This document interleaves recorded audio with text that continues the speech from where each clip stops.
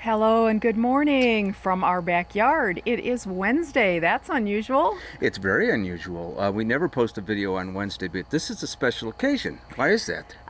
This is not Las Vegas Inside and Out related. Actually, this is way out across the ocean. Yeah, we went to Scotland in May, and I took a lot of footage, and we hired a tour guide, Steve McLeish, right? Yeah, he's a genealogist, tour guide, goes by the handle of Outlandish Journeys. And we hired Steve for an ancestral tour, went out with him for 3 days in search of Mackenzie history. Yes, we asked him specifically to show us where the Mackenzies walked, where they slept, how they lived, and that took us from the medieval times all the way up to the Battle of Culloden. Yes, and we went to castles and just walked in their footsteps in the kind of little villages they might have lived in. It was fascinating. So I put together some videos, and I think there's going to be 3 parts in this total. I've only got 2 parts done now because for some reason this Las Vegas thing seems to get in the way. Oh, this every Sunday. What is up with that? I mean, Such a demanding thing. This Las Vegas thing is really, it's becoming a full-time job. Absolutely. So I had to actually find spare time to go through the Scottish stuff and put this little thing together. It's sort of a documentary type thing. Steve does all the narration on this, and you're gonna just love his delivery. He's just perfect, and the stuff that comes out of this guy's mouth, there's no script. No, None. He's just a fountain of knowledge. Yes. And the scenery that goes with it is spectacular. So we hope you enjoy it if you're into history at all, into Scottish clan history. It's really wonderful stuff. So this week will be part 1, next week will be part 2. Part 3 I haven't even started working on, so the part 3 could be next year sometime, but I did want to get these out. I did get his permission to put these out, and the other good thing about Steve is he introduced us to randoms. Yes, that's a British candy. If you're not familiar with it, he has it in when you ride with him. He brings you treats, and the randoms are like a gummy candy, very addicting. And you can't buy them here, so guess what? We're buying them by the case. Off of Amazon. Off of Amazon, and they're delivering them. Anyway, I hope you enjoy this. This is called MacKenzie Lands, Part 1.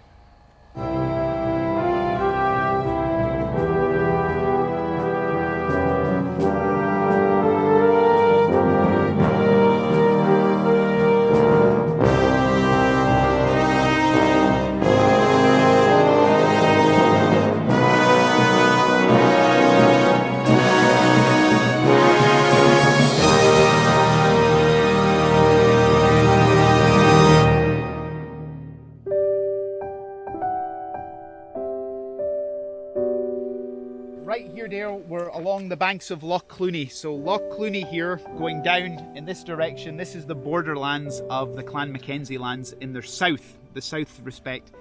Over the hills, just beyond us here, this is all MacDonald of Glengarry territory. So this is your natural buffer zone, your barrier. The mountain range is the barrier between the 2 clans.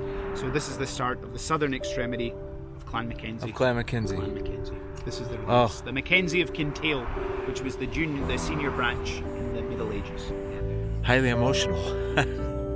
Highly emotional time right now.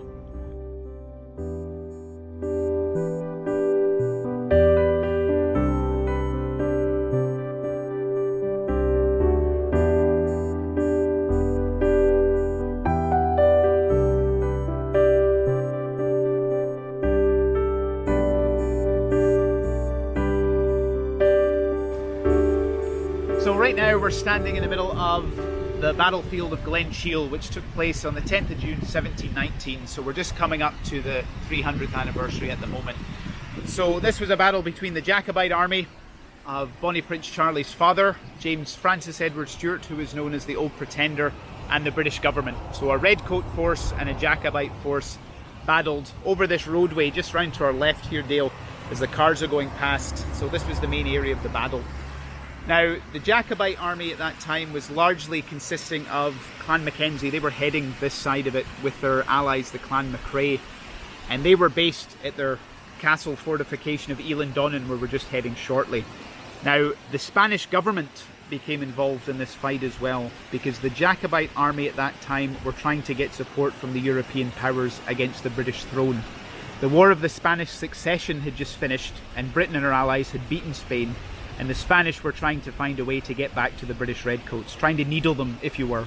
So they decided to fund a little invasion up here in the Highlands, in the backyard of Britain, and they sent 200 Spanish regular troops with the Jacobite force to try and get down to Inverness, down the road where we've just came from. Wow. So the Jacobites came down this road on their march to Inverness, and the Redcoats came up from behind us, from the way we've came up, and the two sides met kind of by accident really. The forward scouts of the Jacobites saw the Redcoats coming, and they quickly tried to garrison these hillsides here, and they put a roadblock right in the road in front of us to try Right here? right here, right in front of you, literally here, to try and stop the Redcoats coming through. Now the British General Whiteman, he was an experienced officer and he knew his business, so he had brought up Dutch Coehorn mortars, and they fired in a huge arc and they crashed down in the heads of their enemies. So the British Redcoats were stationed further down the glen there, sighted their artillery, and they started firing their mortars into this area to try and dislodge and break the morale of the Jacobite and Spanish troops. After several minutes of bombardment, the Jacobites and their Spanish allies started to buckle, and then the Redcoats came in with the bayonet, and there was a lot of bloody hand-to-hand fighting in the ridge lines just above us here. But as you can see, there's nowhere to hide. Everyone was massacred pretty much to a man here, and Clan Mackenzie lost several hundred men. The clan leader, the Earl of Seaforth, the Mackenzie chief, he was wounded at this battle, but managed to get back up the glen, jumped a ship, and ended up going into exile in France, and that was the end of it. This battle is known as the Little Rising. This is the fourth and penultimate Jacobite rising. Wow.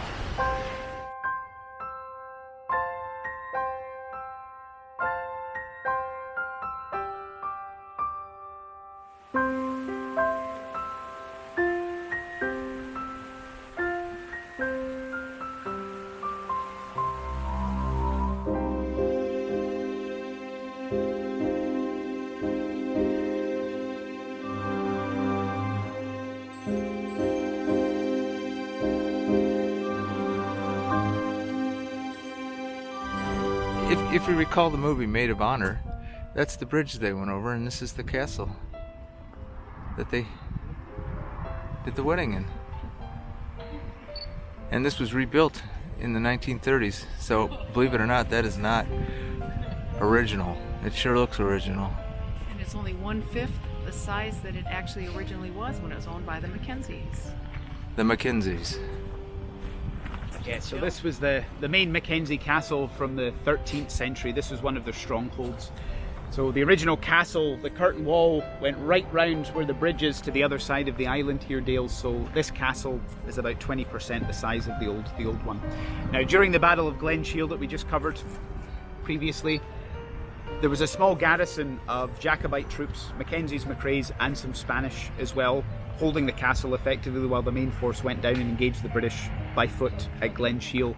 Now, a British captain came in with 3 of his frigates, and just in the bay here, just beyond us, he just dropped anchor at extreme close range and started bombarding the walls. Now, the original walls of the Mackenzie Castle were so thick, you couldn't really make a dent in it, unfortunately.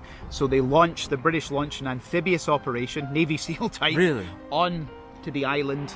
They overcame the garrison, and they packed the place with gunpowder, and they blew the place to smithereens, similar to Urquhart Castle.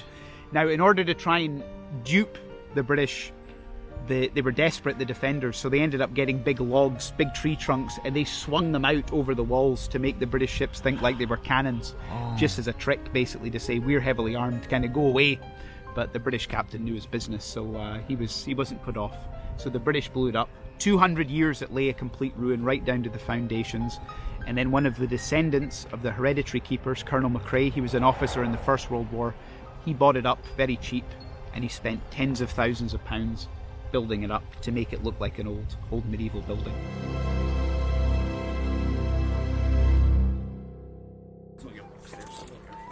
One, two, three, all here. This is all salt water, and this is the western edge of MacKenzie Lands. This is where the western edge ends. This is where the MacKenzie Lands ends in the west.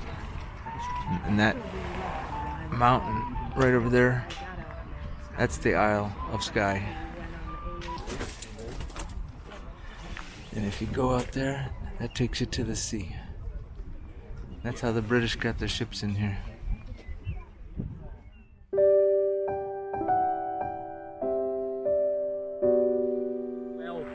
So any wounded Jacobites that were brought back up the glen from the battle, this church was used as a field hospital for the Jacobites. And those frigates that bombarded Eilean Donan Castle, they came down into this area and they were firing on the church because they knew there were Jacobites in it. So very sacrilegious, you know, destroying a church. Bad enough the castle, but the British Navy were bombarding this. They were shelling this area trying to kill the Jacobites because they knew they were trying to tend to the wounded in there. So this place got hit with the shelling as well. And Wow. in modern In warfare, they 1719. don't do that. I know. Your family probably worshipped here. Yes, this is one of their premier It's on churches. MacKenzie so Land. This has been here for 1,000 years. 1050 AD it was founded. But it suffered a great amount of damage in the bombardment of 1719, and then in the 19th century they did a partial rebuild of the place.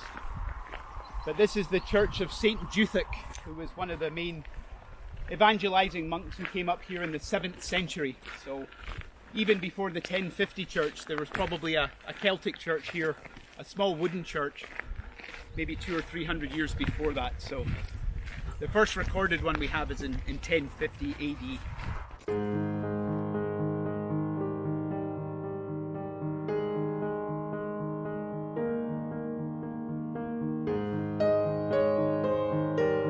Dale, that big kind of mountain peak there, the kind of rounded one, that mountain's called Sgurr Urin, and that was the battle cry for the Clan MacRae. So they were the Mackenzie vassals, they worked for Clan Mackenzie, and whenever Clan Mackenzie were in battle, you would always see a front rank of MacRae men, and this is where they kind of settled, and they would scream Sgurr Urin at the top of their voice. That was their battle cry before they went into battle. So back at Glen Shiel there, that's what you would have heard resounding through the glen, them screaming Sgurr Urin as the redcoat bayonets were coming in. So And the Mackenzies, would they be yelling Tulloch R? yes, they would. Yes, they would all had their own little battle cries. Exactly.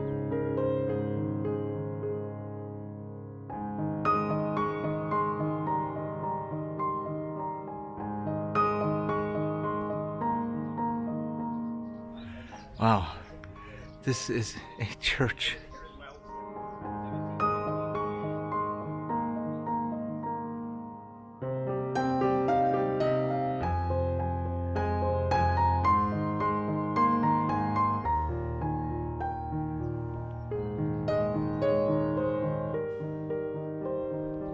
This is where the Mackenzies would have worshipped.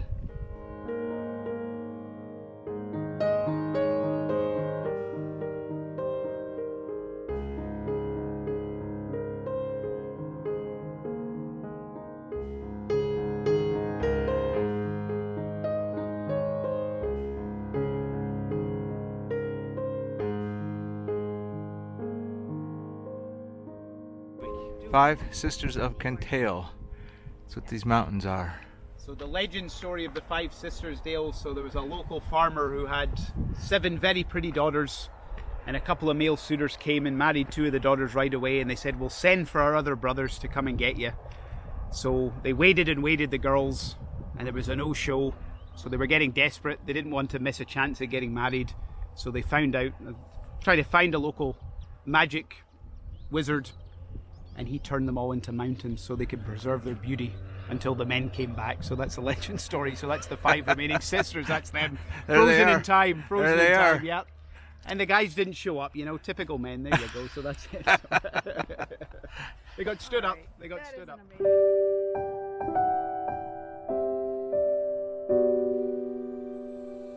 There was no town before.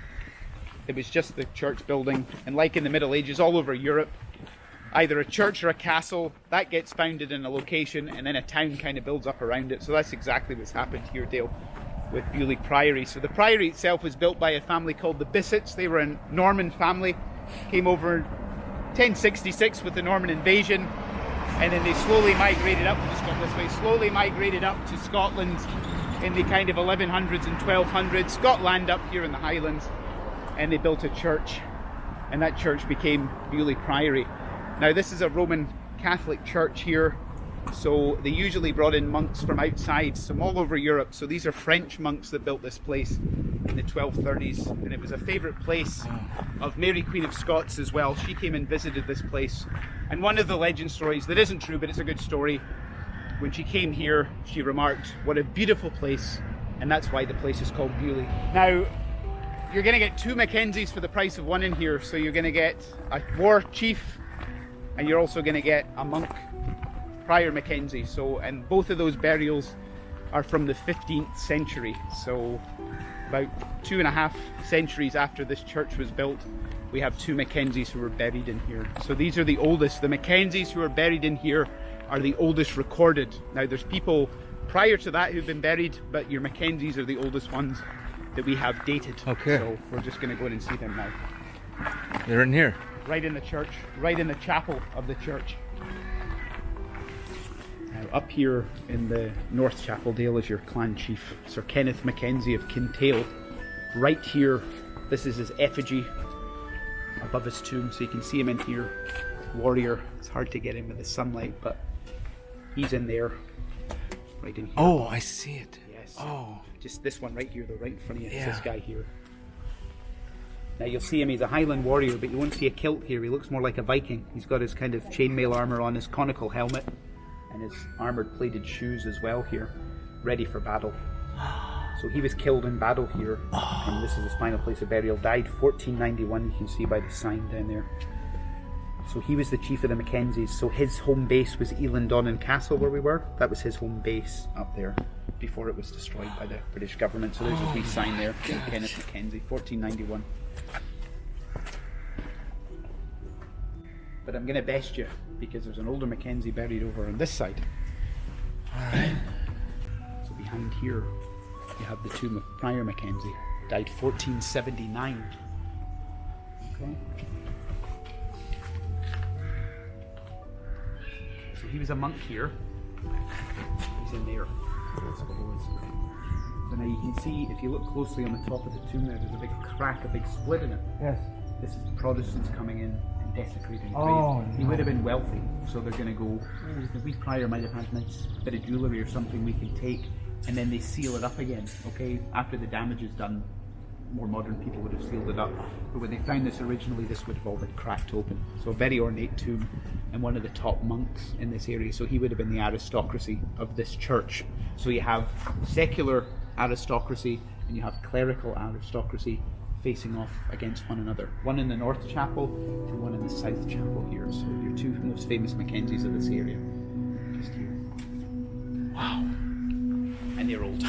Yeah, they're old. Yeah. And buried here Here's your by the freezers to be a wee cheeky, kind a wee of, cheeky nod, yeah, yes. just You'll spend forever more in our church. in our yes. church. Yeah.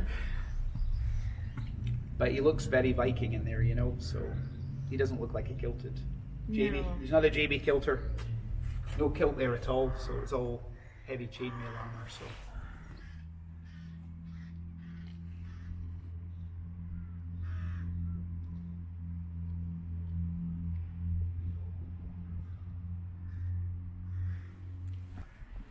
So witches were burned at this stake. This is the market? Market Cross. Market Cross. 1420. 1420.